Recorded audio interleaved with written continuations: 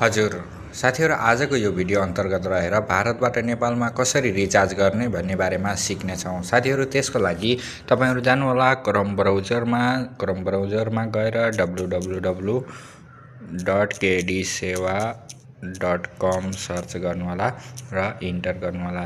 साथीहरु त्यसपछि हामीले यस्तो खालको इन्टरफेस देख्नेछौँ। त्यसलाई अलि तल आइसकेपछि यहाँनिर देख्नेछौँ रिचार्ज नाउ अप्सनमा क्लिक गरिसकेपछि साथीहरु यस्तो खालको इन्टरफेस खुल्नेछ। त्यसपछि हामीले टच गर्यौं भने माथि यहाँ साइन अप अप्सन भेटिनेछ।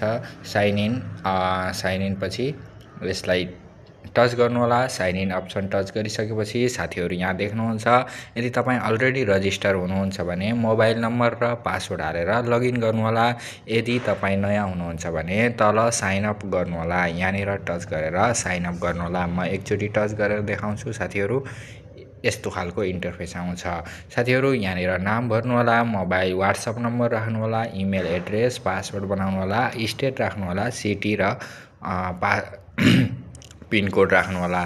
साथीहरु त्यसपछि हामीले यहाँ साइन अप गर्नेछौँ। साथीहरु म चाहिँ अलरेडी छु, म अलरेडी रजिस्टर गरिसकेको छु। त्यसैले चाहिँ म चाहिँ यसलाई लगइन गर्न गइरहेको छु।